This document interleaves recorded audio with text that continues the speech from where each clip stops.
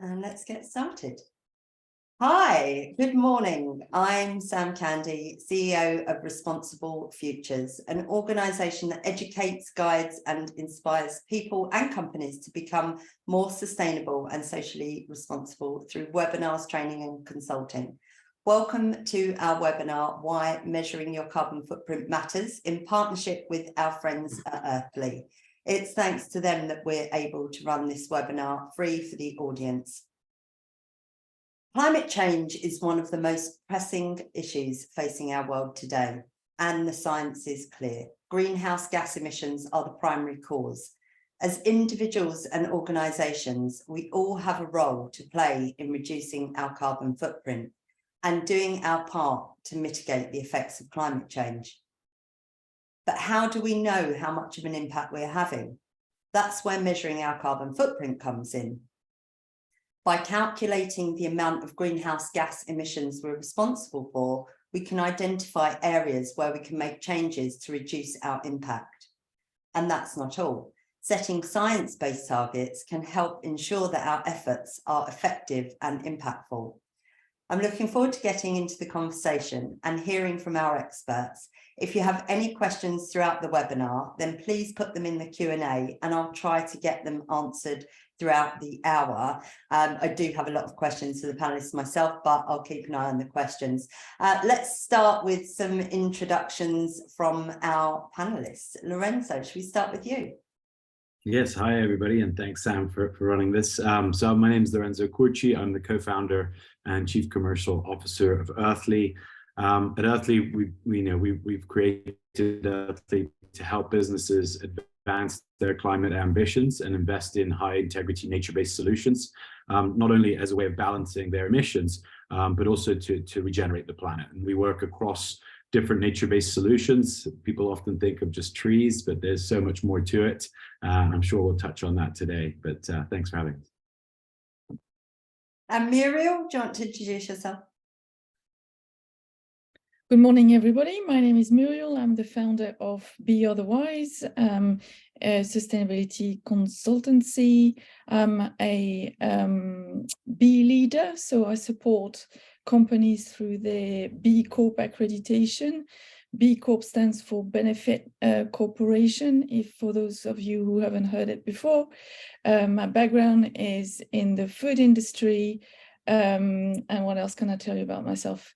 I am the co-founder of an urban wilding charity, and I'm a strong believer in what Lorenzo just mentioned, nature-based solution and doing more than just absorbing carbon, but contributing to bringing biodiversity back onto this planet. Thank you, Sam. Thank you. And Emma, should we go to you? Hi, everyone. It's lovely to be here. Thanks very much, Sam, and everyone else on the panel. I'm a part of Green Element Group, and I've been with Green Element Group since we set it up, myself and Will Richardson, who's the founder. And I also created an app that we call Compare Footprint, which is our sister company, which is a carbon measurement tool for companies that's online. And basically what we do is we help people measure, reduce their carbon emissions and other environmental impacts, and we use environmental management systems, and we partner with people to try and help do our bit to not tip over the 1.5 cap, basically. So that's what we do. Great. And Renel? Yeah, thank you, Sam. Good morning, everyone. I'm Renaud Bétain. I'm the VP Climate Action at Sweep. Sweep is a SaaS platform that allows companies to manage their carbon emissions and reduce it. I've been working on corporate climate action for 15 years now, spending a decade working for an NGO, and my core expertise is on carbon finance and, let's say, contributions. And I've spent 3 years as a consultant developing one of the most advanced framework on carbon neutrality alignment for businesses, the Net Zero Initiative. Delighted to be here.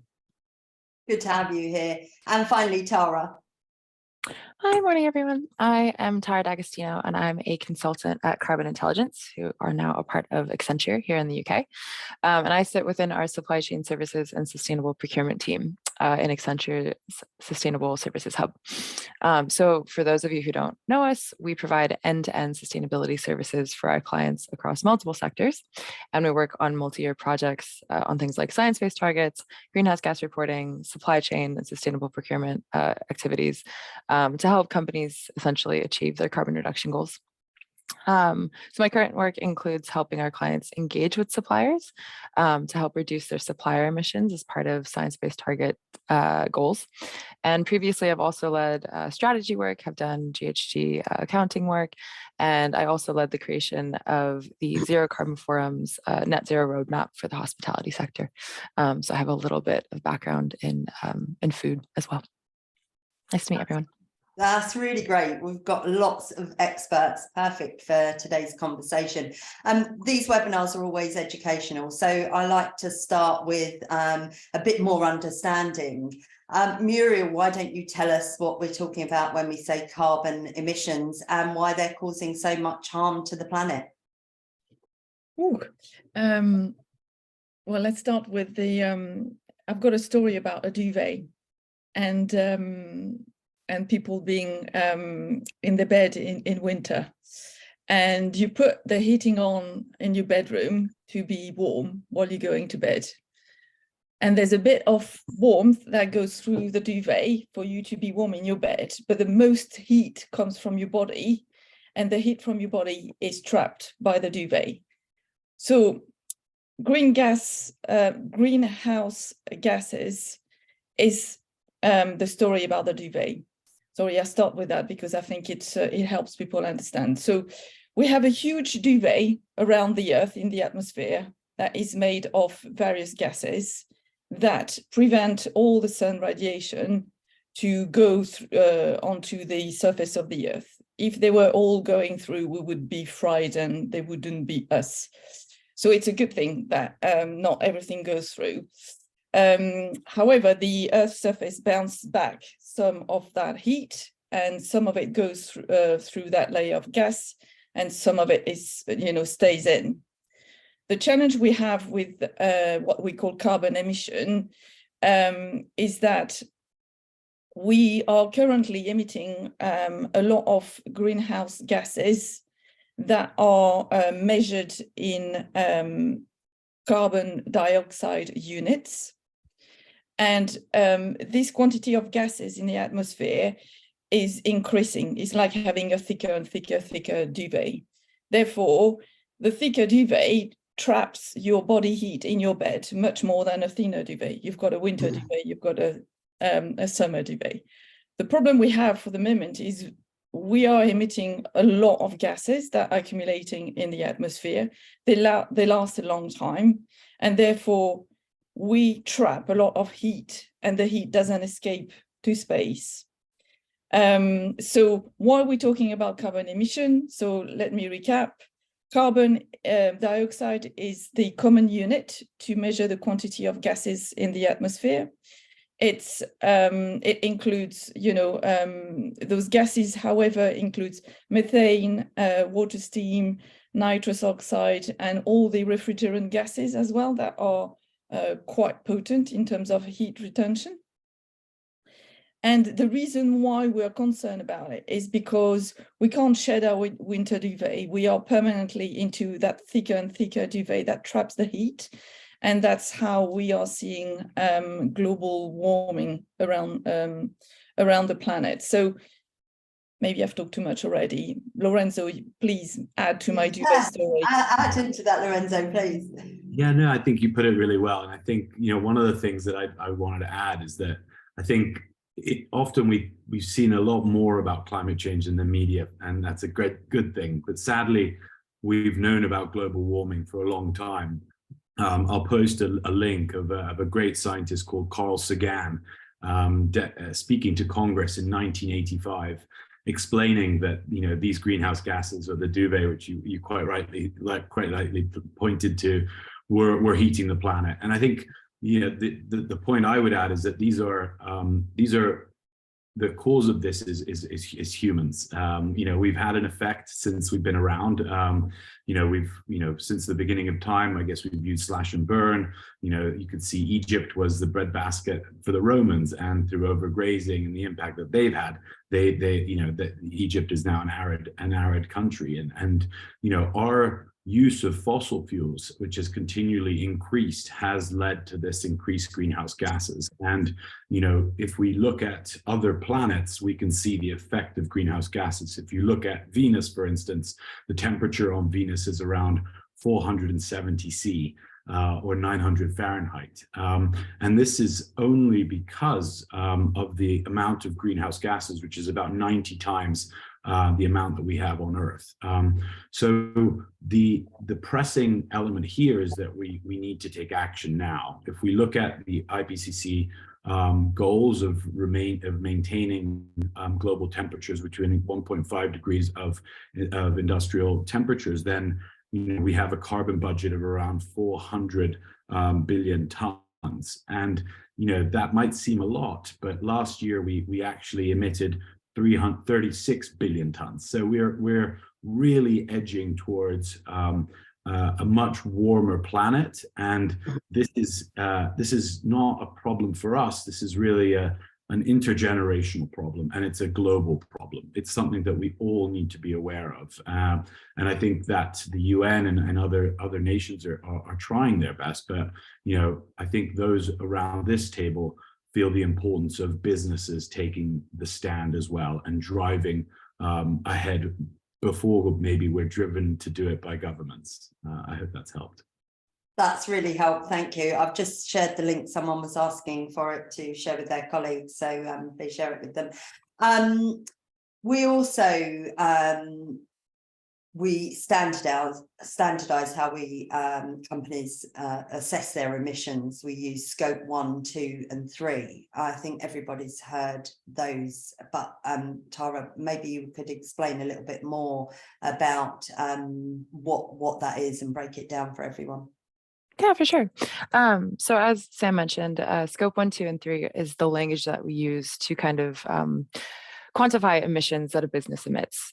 So as Sam mentioned as well, it sounds like a lot of people in the room don't know what science-based targets are. So this is kind of the introduction to science-based targets, if you will, and where you kind of start. So since you can't really manage what you don't measure, measuring your emissions with scope 1, 2, and 3 is a great place to start. So when we speak about a company's footprint, we often refer to the company's direct emissions and the company's indirect emissions. And so we call these scope 1, 2, and 3. They're the main categories used in greenhouse gas carbon accounting standards, and it's where we kind of place emissions in different buckets. So your direct emissions are your scope 1 emissions. So this is anything that your company has from that your company owns and operates with fuel, gases, or refrigerants. So this can range from fuel used in company cars or vehicles, refrigerants used in air conditioning or refrigerators, or gases used to heat your buildings. Whereas indirect emissions are emissions that you don't necessarily have direct control over. So these include your scope 2 emissions, which is emissions from purchased electricity, and scope 3 emissions, which falls within your company's value chain. So this comes from an upstream and a downstream perspective. So again, scope 1 emissions sit within your direct control, include things like buildings and fuels and vehicles. And these can be reduced by either avoiding these or reducing them directly, or moving away from the use of gas and switching to more environmentally friendly refrigerants, or switching your fleets to electric vehicles. Whereas scope 2 from your purchased electricity can be reduced by shifting to renewable energy sources. And then there's the whole monster of scope 3, essentially. So scope 3 usually, and 99% of the time, represents the largest part of a company's footprint. And it's largely likely to account for the largest portion of your company's footprint. So put simply, these are emissions that are caused by activities that are outside of your company's control, and they sit within the upstream or the downstream part of your value chain. They cover a really broad spectrum of emissions, and so the greenhouse gas accounting protocol has kind of set up these different categories in order to break it down into more simpler terms. So in total, there are 15 subcategories, and I could list them all, but I will allow you to all look up those on your own, but they include things like your purchase goods and services, your capital goods, your business travel, your waste, transportation and distribution, investments, for example. And how these categories are relevant to certain businesses will really depend on the business. It's not a one size fits all. So when you're looking at your emissions, you first want to do that kind of assessment of understanding where your emissions would sit, what is applicable to your business, so then you can understand where they sit, measure them, and then tackle them. So that is scope 1, 2, and 3 in a nutshell. Really clear. Thank you very much, Tara. I guess depending on the type of company, they're going to produce different emissions. So if they're producing a product or if they're a consulting business, for example. Emma, what kind of emissions are you seeing in general cause the most emissions in our businesses? Yeah, thanks, Sam. So to sort of build out on what Tara was saying, obviously there are some sort of service companies, like you said, there are different industries and sectors, and they can have a very different kind of map of their footprint. Sort of service sectors, you tend to be looking at a lot of business travel, tend to be the biggest part, and that is, as Tara described, that's in your scope 3, sort of indirect emissions, pretty much all of it, because it's you'll be traveling on transport that you're not owning, and so that means that you're not responsible for the direct emissions, but you are contributing to, say, that aeroplanes emissions or whatever. You've got your part to play in that. And so for sort of sector agnostic models where it's across a load of different sectors, you would tend to sort of look at those areas. Some of the sort of new surprise areas that we've found recently for companies like that are looking at your working from home emissions, which actually under the GHG protocol, which is widely recognized as the sort of global standard, and I'm sure you all know that, that is actually at the moment optional to include, but I think, you know, there will be a rewrite of that imminently, we hope. Perhaps that won't be optional to include anymore now that post-COVID there's a lot more working from home going on. So that's one of the sort of new things, and we've got a kind of white paper that one of my colleagues wrote about how to capture that. And then the other thing that is a novel for us is digital footprinting. And again, there aren't lots of models out there for that. We tend to have different models ranging from more simplistic ones to sort of more complicated ones, depending on the company.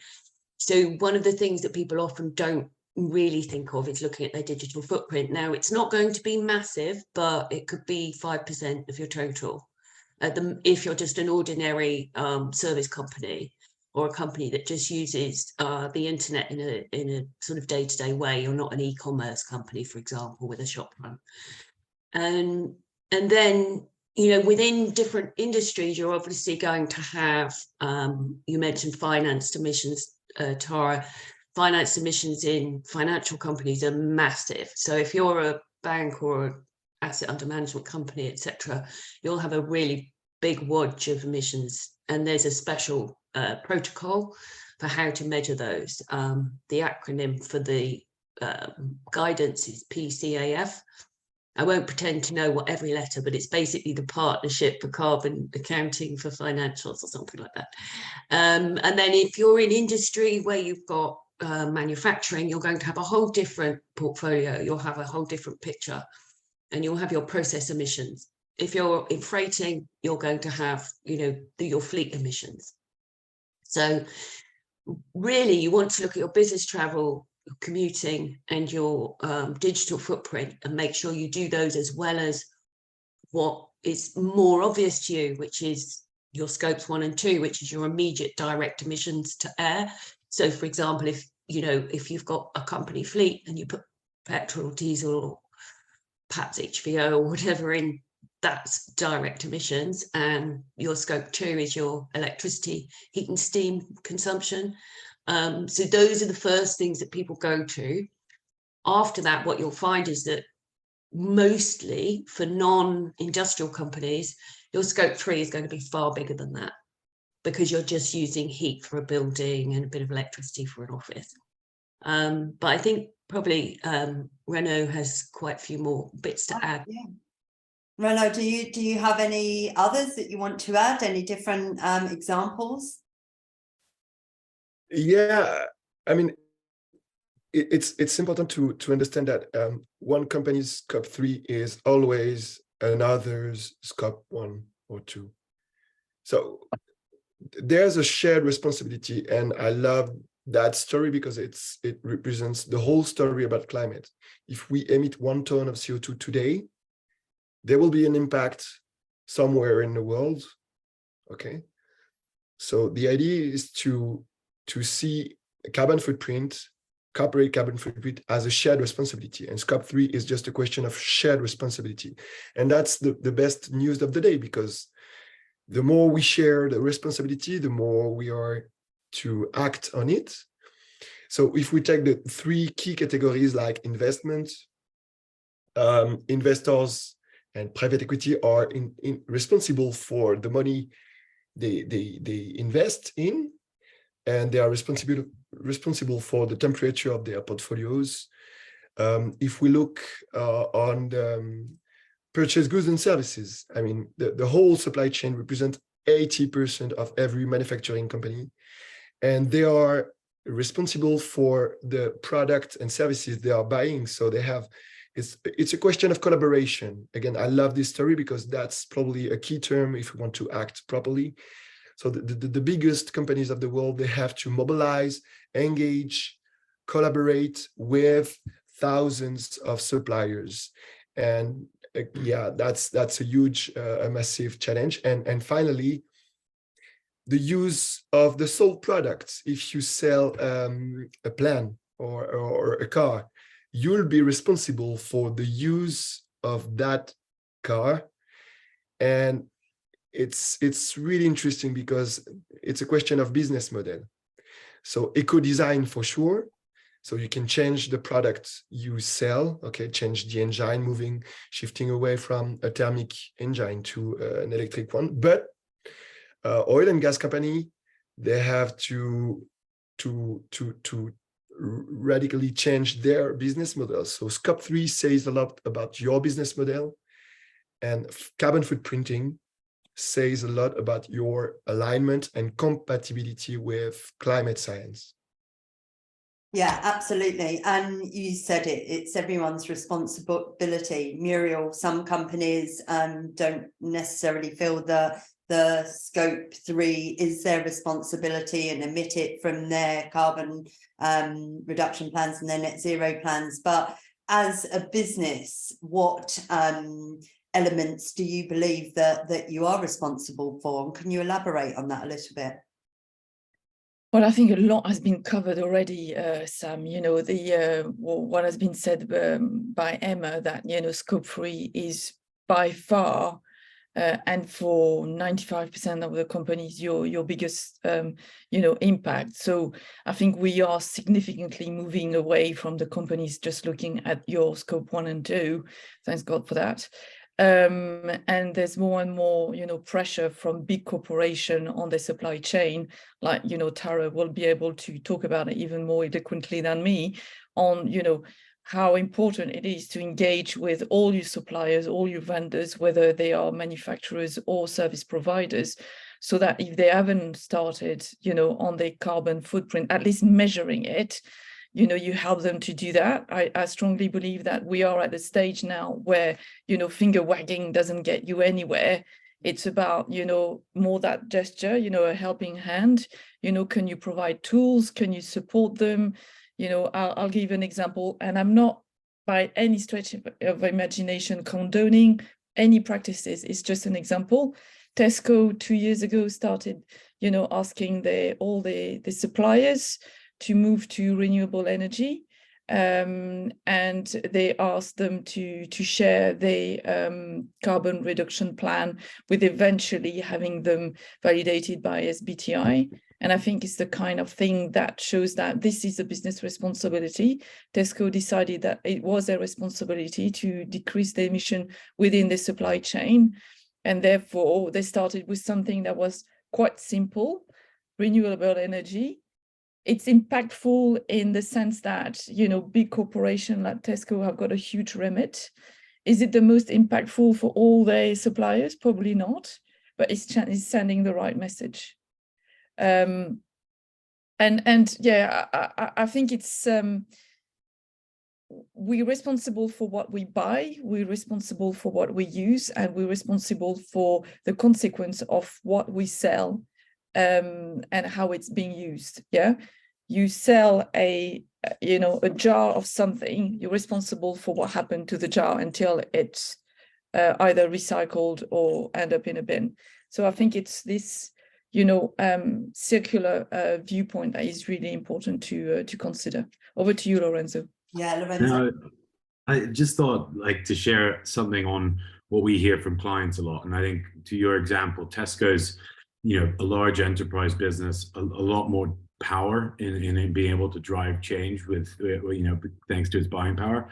But SMEs who we're often speaking to, they're a small part of a manufacturer's overall production. And so they don't often feel like they have the ability to drive and ask for more information and bother them. And often, they don't get that information back. So I think when, businesses are looking to have suppliers, when you're looking to set up relationships, I think it's important to now put this at the forefront to say, right, what information could you share back? It's likely I'm going to request this in the future. So, we're almost preempting the need to sort of look at these scope 3 emissions. How are your suppliers operating? What is their carbon footprint? So I think if I could, stress that to those businesses in the room is, and probably Bertrand has elements of this in the link. It's sort of start to have these conversations early on, because it will fundamentally help you to obtain the information when you're filling out and looking to do your carbon accounting work. Yeah. Absolutely. We just mentioned the SBTi Science-Based Targets Initiative. Tara, I wondered if you can share a little bit more. You've done a lot of work on this, on what exactly that is. And why. Yeah, for sure. So when we speak about science-based targets, as a lot of people on this call have mentioned, we're referring to the Science-Based Targets Initiative. So this is an organization that oversees science-based targets, and it's a collaboration between CDP, the UN, the World Resources Institute, and WWF. So those SBTi, they mobilize the private sector to take the lead on urgent climate action to help essentially enable companies set science-based target reduction targets with the goal of having global emissions by 2030 and then reaching net zero emissions by 2050. So net zero is another term. We'll go into that in a little bit. But yeah, so science-based targets essentially provide companies with a clear path to reduce emissions in line with the Paris Agreement goals. So their goals that a company sets essentially to reduce all emissions associated with business activities, assets, and products over a certain period of time. So as we've been mentioning, this includes your value chain emissions, your supplier emissions, et cetera. Science-based targets also show companies how much and how quickly a business needs to reduce their emissions to prevent the worst impacts of climate change. And so currently, I think that there's over about 1,200 companies who have set SBTi approved science-based targets and over 1,300 who have set commitments. So there's a little bit of a difference. You can set a commitment and you can set an actual target where you have to show reductions each year. A commitment is essentially you're going on that path and will be ultimately setting a target in the future. And this would be aligned to a 1.5 degree aligned target as well. So since global temperatures are currently on track to increase by about 4 degrees in this century, we need to limit global warming, according to the IPCC, to no more than above 1.5 degrees or above pre-industrial levels to avoid the most catastrophic impacts of climate change. So this is going to require, as Muriel or as Renaud mentioned, this kind of collective action. And it's going to require global emissions to rapidly decline over the next 10 years to hopefully reach that net zero goal as well by no later than 2050. So while, sorry? Oh, sorry, I thought someone was going to say something. So again, what I was saying is while the difference of between 0.5 degrees and 1 degree may not seem that large, the changes are quite significant. So setting net zero targets goes that one step further and recognizes this need to remove carbon from the atmosphere and neutralize those unavoidable emission sources. So when we talk about net zero, we often talk about, science-based targets, we often refer to the term net zero. And this refers to the reduction of carbon emissions of a business during the course of its operations, but also trying to remove those residual emissions that are kind of hard to abate at the end of that reduction process. So I want to stress as well, and what we stress at Carbon Intelligence is focusing on that deep reduction first before relying heavily on offsets or considering offsets. And so basically how a company should get started with science-based targets is, as I said before, you need to determine which emissions categories are relevant for your business and then gather that data accordingly. From then, you'll need to calculate a baseline of your emissions, which is your reduction targets will be mapped against. And then you'll need to agree on the carbon reduction initiatives that you'll need to implement in order to reach that target. So reduction initiatives for your scope 1, reduction initiatives for your scope 2, and reduction initiatives across your scope 3. So then you submit this to the SBTI, who will then validate your target. And the process and the price between SMEs and large companies differs as well, but ultimately all companies are reaching that same goal. Great, thank you. Again, really clear. Lorenzo, as a business, Earthly, you advocate for science-based targets. Why is it so important that people follow this initiative? Yeah, so I think, to Tara's point, we have to reduce the element of net zero that is often not misunderstood is that, you have to reduce to meet net zero. It's not just, balancing emissions through, offsets, right? So, however, to Tara's point, I think we would fundamentally disagree. And I think Antonio Gutierrez at the UN said we've just left it a little bit too late to just reduce. I think we have to do, if you have the financial power, to try to do the most that you can. So that not only means a really clear reduction journey, but also trying to contribute towards helping reduce the impacts of climate change or sequestering carbon. And at Earthly, we do that through nature-based solutions, which can avoid carbon emissions. So let's say, from deforestation, so maintaining that forest in the ground, but also from actual removals, so sequestering CO2 through methodologies such as regenerative agriculture, tree planting, kelp and seagrasses. There's so much out there. So if you have the financial power, we've left it too late to not do both. That is something that I think I feel very, very, very strongly about, because, especially when it comes to nature can provide so much more than the CO2. Nature has a fundamental impact on local communities that are often most adversely affected by climate change. But we're also in a biodiversity crisis. Around 3 trillion of GDP comes from biodiversity, and we are losing biodiversity at a rate of knots. And so if we don't also protect nature in a way that we protect biodiversity, we're also in a bit of a crisis there too. So, hopefully what we try to align our companies to is to set clear reduction goals. And I think the SBTI has really fundamentally looked at the science and given a really good basis for how companies can reduce. But I think it's also about that element of investing into nature, into other solutions that could help us to sequester or avoid these greenhouse gases that are building up in the atmosphere, that are heating the planet. So I think that's where we stand, and hopefully, and what we've seen is that there is a lot of businesses that want to do this. Thankfully, some are confused, like what are all these scopes and what does it mean? Where do I start? The number one thing is start by measuring. We can't reduce without the measuring part. And we could also start to have a positive impact. So I think that's where we come in. But maybe Renaud, you wanted to add something. Yeah, go on, Renaud. Yeah, thank you. I wish Earthly will emit more emission. Why? Because there's a kind of an SBTI tyranny. So it's important to understand and to make the difference between carbon intensity and absolute emission. I mean, for example, if at the same time aviation reduce the carbon intensity per passenger, but plans to fly twice as many planes, that's the plan for Boeing and Airbus companies, emission will increase. I mean, climate facts, climate physics don't lie.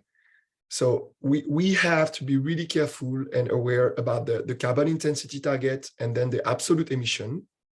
And my second point is that some companies like yours have to emit more, and I mean, solution providers like Sweep also, we're gonna emit more emission. So we'll try to control our carbon intensity, okay? But we need to measure properly the positive contribution of a given product or a given services. For example, if I'm here to retrofit some buildings, my job, my core activity is to sell triple glazed glass to retrofit buildings. I'm helping others to reduce, and that's super important. And the SBTi, the Science-Based Initiative, doesn't spot that kind of positive contribution. So we need that companies to be, to measure that positive contribution and to claim avoided emissions, but also removed emissions for agro industries, for instance. Right. Tara, did you want to add something? You raised your hand before. Yeah. I just wanted to say as well, to go back to Lorenzo's point of the investing in other technologies as well.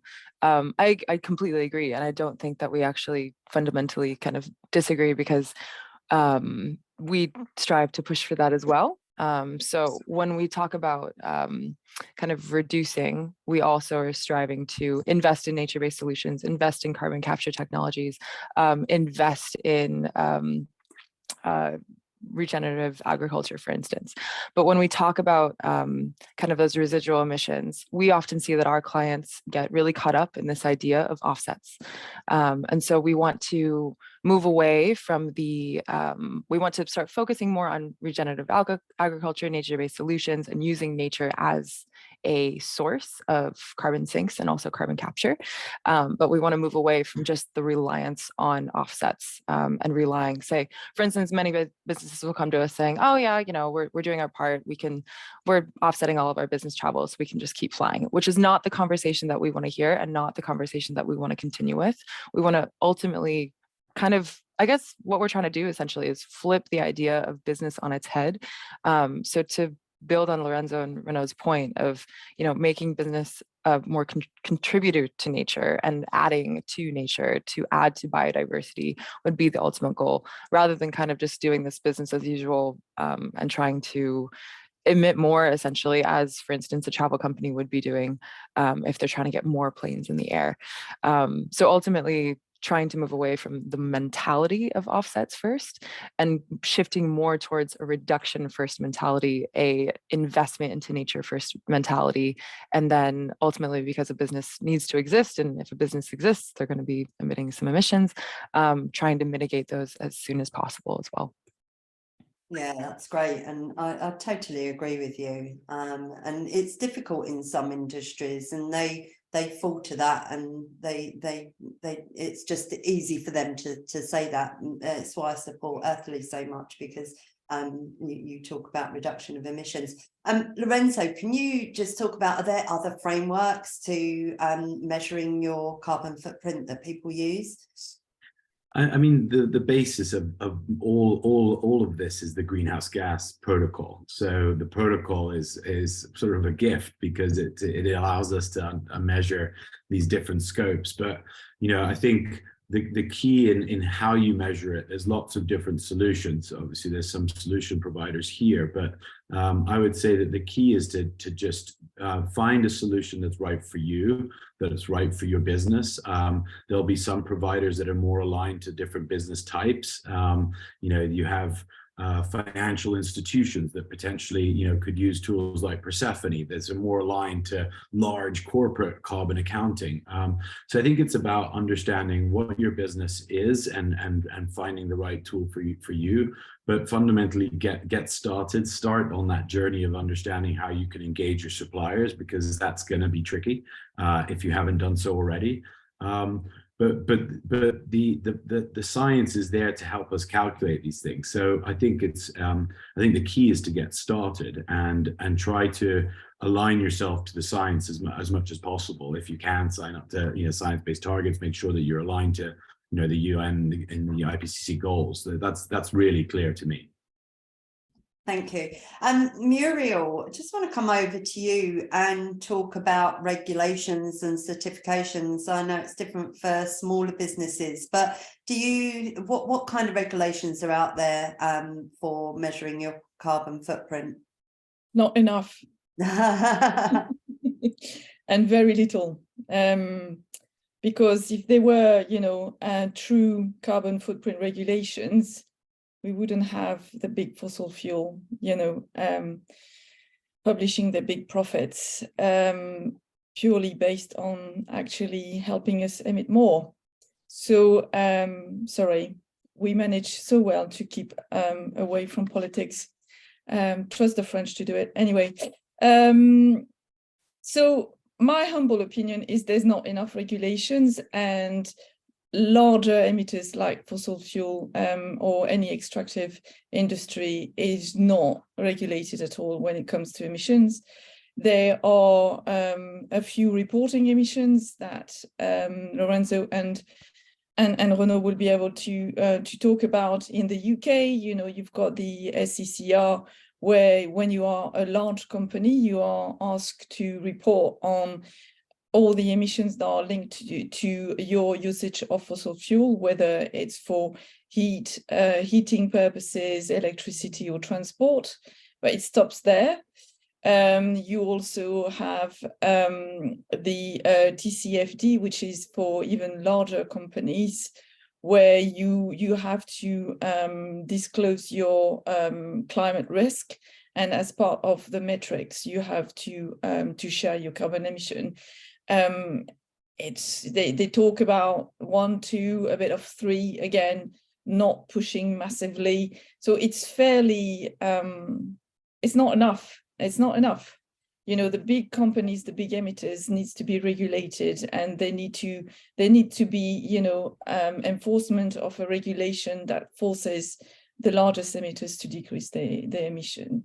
For smaller companies, you are part of a supply chain that for a customer that will have to report on SECR. Sorry, SECR stands for, gosh, I've got a blank.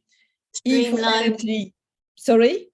Sorry, I was going to help you out. Streamlined. Go for it, Emma, so that I don't write my brain. Yeah, because it's not your language. I mean, it's amazing. Streamlined energy and carbon reporting. Thank you.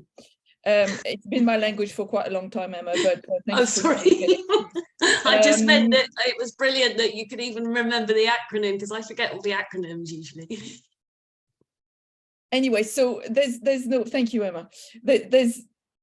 There's very little, and that's why it's important that you know, businesses understand their responsibility and, you know, drive transparency and accountability themselves. Yeah, we don't rely on, you know, being compliant with the regulation. We rely on people understanding that they need to decrease their emission because it matters. It's a matter of business resilience. It's a matter of business continuity. It's a matter of, you know, keeping us all alive. So it's more voluntary for the moment, and I hope that we will move to a regulatory framework very soon. It's got huge political implications. Lorenzo. No, I was just going to add, you know, the power of regulation is incredible, because it can just drive change so quickly, right? And I think what we see often for those that produce products is that there's, you know, the ISO guidance on, you know, carbon footprinting of a product, let's say life cycle analysis, LCAs, it can be really, really expensive, and not everybody has the time to do, an LCA on a product that's only going to be around for a year before the next SKU is available. So why is regulation so important is because, if we could set a clear baseline that everybody can follow, makes it really easy to do, maybe even start, in a way that we can progress with it, but starting with a really basic regulation would help us do this at speed, really clear up what businesses need to do. So let's say for just using your scope 1 and 2 of your products, right? Or, the transport of your products. I think that kind of ingenuity or thought, it would be great from a government, because it would move us forward at speed. But right now what you have is a quite complex, very expensive system that people find really difficult to navigate. And so it's voluntary, like you said, and it just, it does make it a little harder for businesses. So, I really hope that, the regulators do wake up and see this as an opportunity to help streamline what are these quite complex Scope 3 emissions. Did you want to add something more, Muriel? Yeah, and thank you, Lorenzo, for that, because we're going back to the fact that we can only get out of this mess if we collaborate. And collaborating means putting, data on open source.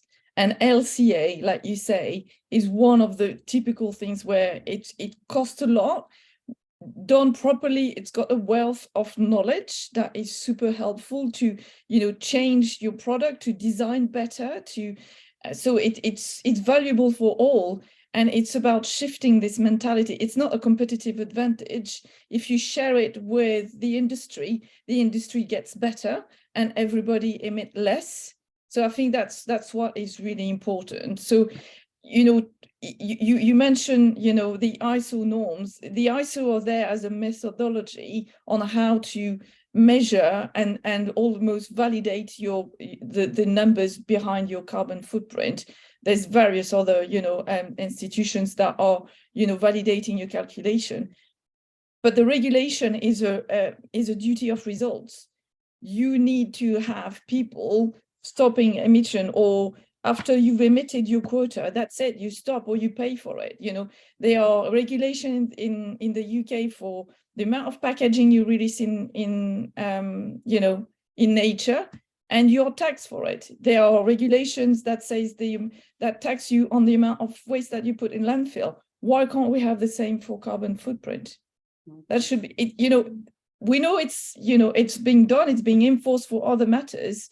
So the mechanics are there, but it takes political will. It does. No, thank you. And, you mentioned before about suppliers, and it's being forced by suppliers. We recently saw the NHS announced that any suppliers over, I think it was £5 million, would have to provide a carbon reduction plan.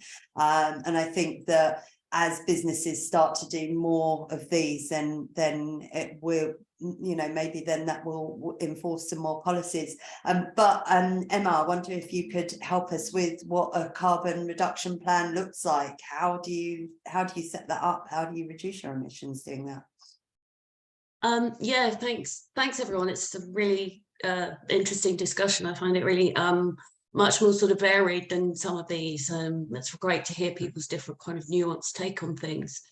And in sort of following on from what Muriel was saying, there's the UK government has a kind of requirement, a prerequisite, if you like, if you want to serve what's called the Crown, which is basically civil service, UK civil service. And you have to have a carbon reduction plan to be able to apply to be one of their suppliers. They prescribe what that carbon reduction plan kind of looks like. So that's one form of it, and they provide a template for that. If you've managed to kind of access science-based targets, whether you have them validated through SBTi or not, which for some people there's a bit of a financial barrier there. Although for SMEs, having said that, what's called your near-term target is $1,000. It's a lot cheaper. And it would just be your scopes 1 and 2 at that point for your near-term target as an SME. I've put a link in the chat to where the tools are that you can download, and there are lots of different sector guidances and different sector specific tools that you can actually use yourself. So obviously some people might want some help from, you know, Carbon Intelligence or Green Element, or, you know, any of the other people on here to help them develop their carbon footprint, which is comprehensive enough to use as a baseline for science-based targets. But if you're able to do that, there are tools that you can use yourself, and they are easy to use, I have to say. Not doing it all out of a job, but they are fairly easy and straightforward to use for most sectors. Now, in order to actually achieve those targets, that's obviously a lot of people here have been talking about collaboration across your supply chain. And that's what people find really difficult. And in the spirit of the Science-Based Targets Initiative, it is all about collaborating with your suppliers. You will get there together. What we find is that people say, well, okay, we've looked at our scope 1 and it's, you know, heating and fugitive losses, and we can decarbonize our heat. It's going to cost us a lot. We can put in ground source heat pumps, air source heat pumps, all of this kind of stuff. But what are we going to do?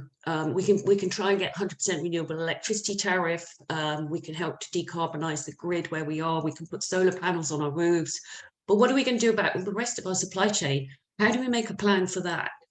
And that is where people get really stuck and start to think, well, we're never going to have zero carbon. I'm sure you've all heard people say that.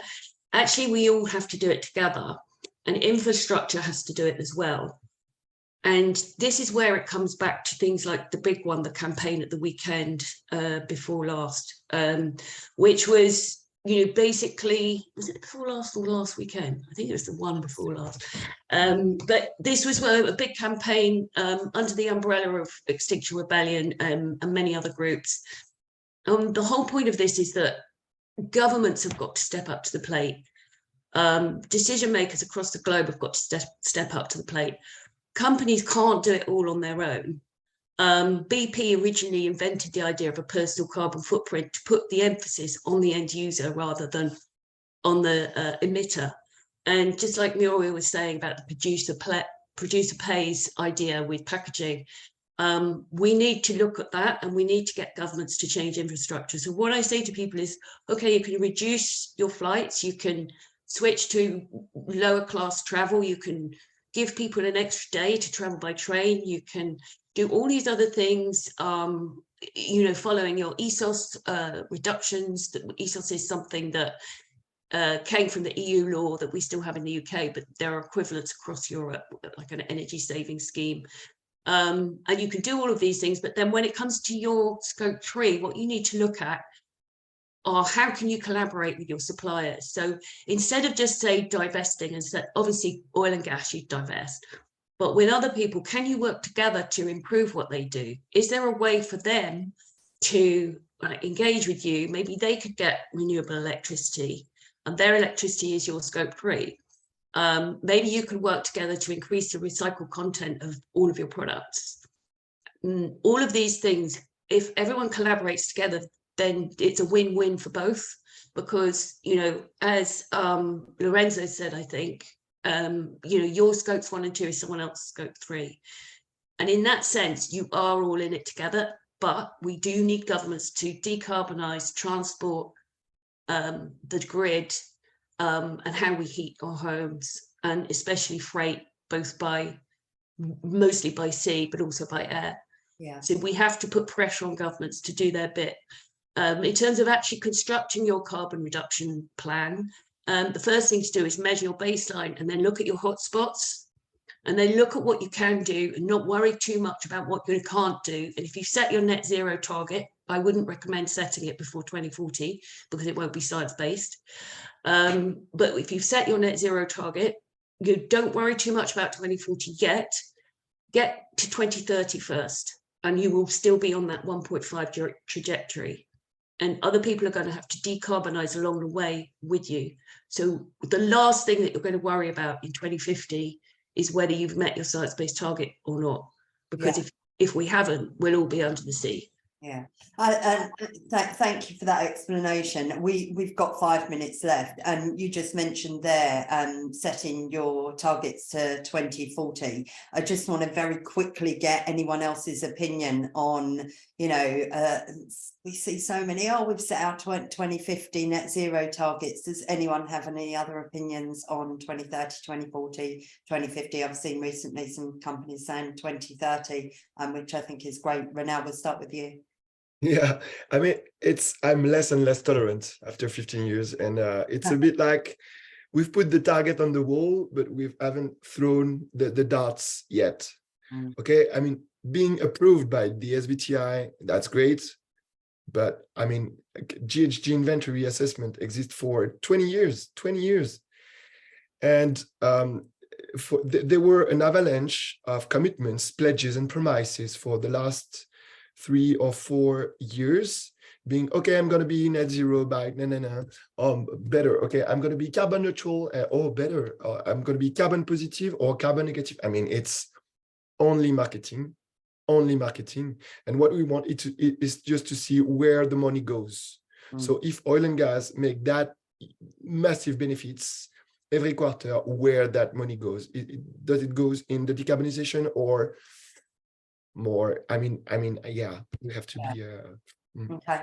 I'm just going to quickly get a very quick answer from Lorenzo and Tara, because I want to get finishing comments. Yeah, so really quickly, I would just say that, you know, I think we all know how drastic this issue is. And if people want to go further, why limit yourself, right? Just if you honestly can do it, you know, put the solar panels on, do all the things you can to reduce travel and all those things.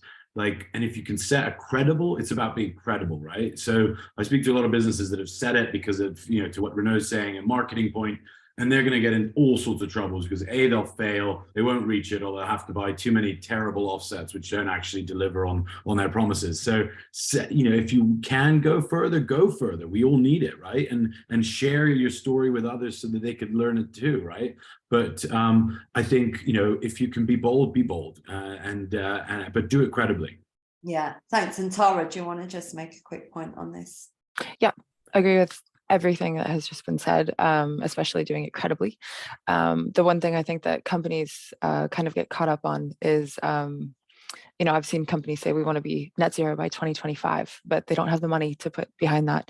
So you also have to think realistically as well of what you can do in the time, but what you can do credibly, but also meaningfully. So if you wanted, you know, to put all of your money behind offsets in the next few years and not change anything about your business or what you're doing, it's not going to really help anyone or anything. So I think you really have to think about what you are willing to put forward and your timelines, and reducing credibly and also investing incredibly, but also not kind of over promising and then greenwashing ultimately in the end. Thank you. We've got a minute left, and I just want to go around all of the panelists just to add any final points on getting to net zero, your tips, or just one more point. Muriel, let's start with you. I'll be super quick. Start now, do it, measure, reduce, change behavior and put pressure on the government. You know, write to your local MPs, go in the street if you have to, do it. Emma, do you want to add something? Well, I can't really add much to that, can I? What she said, I think. Yeah, I think reduce is really what we're focused on.